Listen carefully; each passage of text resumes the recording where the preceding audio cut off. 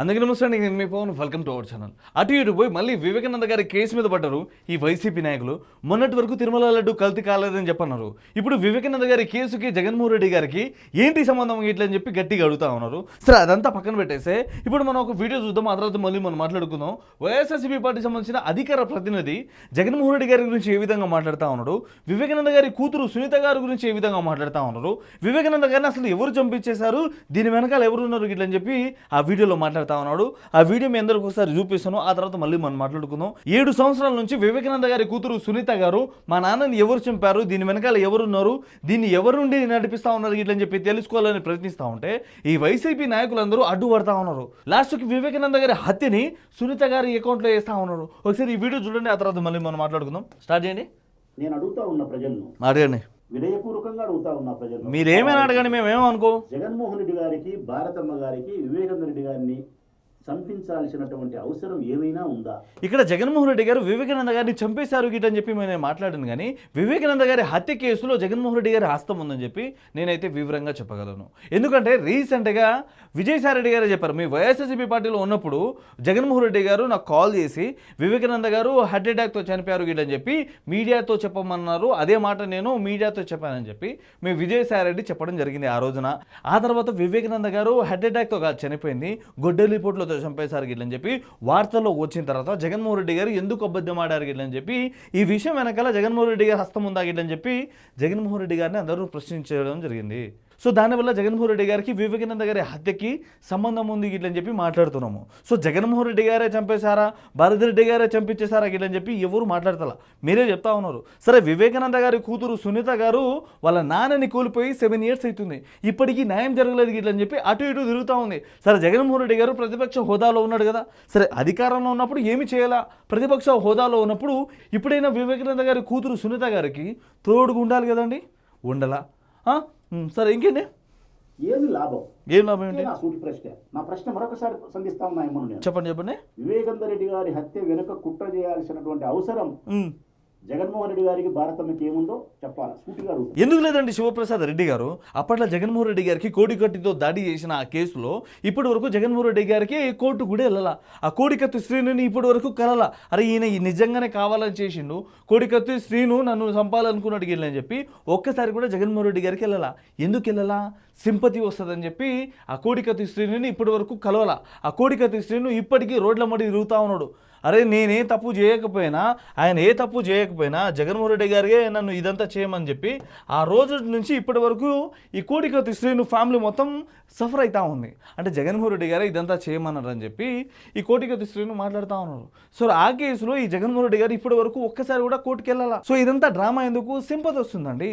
జగన్మోహన్ రెడ్డి గారి మీద ఎవరో హత్యా ప్రయత్నం చేసిండు ఇట్లని చెప్పి మాట్లాడడానికి ఒక మంచి పేరు ఉంటుంది, జగన్మోహన్ రెడ్డి గారికి కూడా మంచి సింపతి వస్తుంది.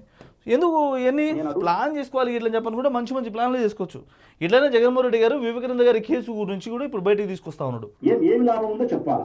ఇప్పుడు ఇదంతా చెప్పా కదా, జగన్మోహన్ రెడ్డి గారికి సింపతి వస్తుందండి. వివేకానంద గారి కేసును కూడా సింపతి కిందికి తీసుకొచ్చి జగన్మోహన్ రెడ్డి గారు సీఎం అయ్యారు. సరే, సీఎం అయ్యాక వివేకానంద గారి కేసు ఏమైనా బయటికి తీసుకొచ్చిండా అంటే లేదు, చనిపోయింది మా చిన్నయనే, లేపేసింది మా వాళ్ళ గిట్లని చెప్పి ఆ కేసు సిబిఐ వాళ్ళ దగ్గర నుంచి విత్డ్రా చేసుకున్నాడు మీ జగన్మోహన్ రెడ్డి గారు.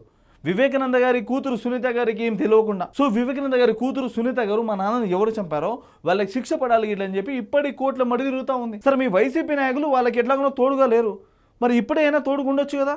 ఈ కేసుతో సంబంధం లేని చాలా మంది ఇప్పటికీ జైల్లో మగ్గుతా ఉన్నా. ఈ కేసుతో సంబంధం లేని వాళ్ళు ఇప్పటికీ జైల్లో చాలా మంది ముగ్గుతా ఉన్నారా? వాళ్ళ ప్రాణాలు ఇంకా పోలేదు కదా, వివేకానంద గారి ప్రాణాలు పోయినాయి. వివేకానంద గారి కూతురు ఇప్పటికీ పోరాడుతూ ఉంది. వాళ్ళు తప్పు చేసిన వాళ్ళు కాబట్టి ఇప్పటికీ జైల్లో తిరుగుతూ ఉన్నారు. ఇంకా తప్పు చేసి బయట తిరిగేటోళ్ళు కూడా చాలా మంది ఉన్నారండి. శివప్రసాద్ రెడ్డి గారు ఇంకా మెల్ల వాళ్ళని బయటికి తీసుకొస్తారు. ఇంకా ఇప్పుడు ఇంకా మనసు చల్లబడలే. సునీతమ్మ గారిది ఎందుకు మనసు చల్లబడాలంటే చంద్రబాబు నాయుడు గారి ఉద్దేశం ప్రకారము ఇప్పటి వరకు చంద్రబాబు గారి పేరు ఎందుకు రావట్లేదా అని చెప్పి చూస్తామన్నా, కానీ తీసుకొచ్చేసారు.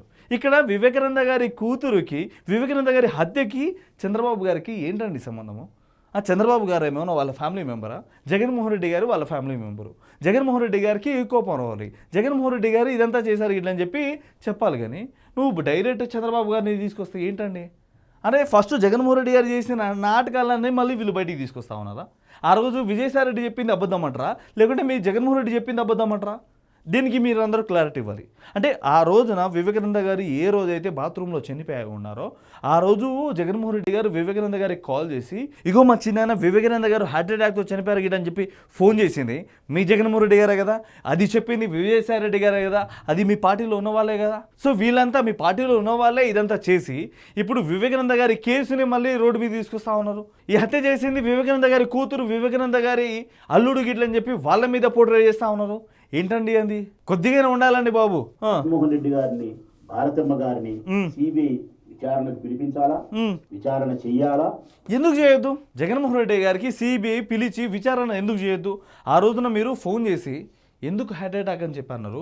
ఆ తర్వాత నారావారి రక్త చరిత్ర గిట్లని చెప్పి ఏదో ఫోటో తీసుకొచ్చి ఈ మన వివేకానంద గారి ఫోటో ఇక్కడ పెట్టి, ఇక్కడ చంద్రబాబు గారి ఫోటో పెట్టి, ఆయన చేతిలో గొడ్డలు పెట్టి ఈ కేసు చంద్రబాబు గారి మీద నెట్టేశారు. ఏంటండి ఇది? సరే, ఇదే జగన్ గారు ప్రతిపక్షంలో ఉన్నారు కదా, అధికారంలో ఉన్నది చంద్రబాబు గారే కదా, మరి బయటకు వచ్చి మా చిన్న ఆయన వివేకానంద గారిని చంపింది చంద్రబాబు గారే గిట్లని చెప్పి ఎందుకు బయటకు వచ్చి మాట్లాడతలే? ఎందుకు ఇప్పుడు ఈ కేసు మళ్ళీ రీఓపెన్ చేయాలి గిట్లని చెప్పి మాట్లాడతలే? పదే పదే వివేకానంద గారి కూతురు మీదనే ఈ కేసు వేయాలి అని చెప్పి ఎందుకు ప్లాన్ చేస్తున్నారు ఈ వైసీపీ నాయకులందరూ? ఇక్కడ అర్థమవుతలే. అప్పట్లో ఆ కోడికత్తి శ్రీనుని రాజకీయ పరంగా గట్టిగా వాడుకున్నారు. ఆ తర్వాత వివేకానంద గారి హత్యని సింపతిగా వాడుకున్నారు. ఆ తర్వాత జగన్మోహన్ రెడ్డి గారు సీఎం అయ్యారు, వీళ్ళందరినీ పక్కన పెట్టేశారు. సో ఇప్పుడు ఆ పదవి పోయింది కాబట్టి ఇప్పుడు ఆ కేసు మళ్ళీ బయటకు వచ్చింది. సో ఏదేమైనా సరే వివేకానంద గారి కేసు వెనకాల ఎవరు ఉన్నారు, వివేకానంద గారిని ఎవరు హత్య చేశారో వాళ్ళకి శిక్ష పడాలి గిట్టని చెప్పి వివేకానంద గారి కూతురు ఇప్పటికీ రోడ్లమడి తిరుగుతూ ఉంది. సో మీరే చెప్పండి, వివేకానంద గారిని ఎవరు చంపారు, వివేకానంద గారి హత్య వెనకాల ఎవరున్నారు? కామెంట్ చేయండి. సో ఇదండి ఈ వీడియో గిట్ల మీకు ఎట్లా అనిపించిందో కామెంట్ రూపంలో మీ అభిప్రాయాన్ని తెలియజేసి సబ్స్క్రైబ్ చేయడం మాత్రం అసలు మర్చిపోకండి. Thank you.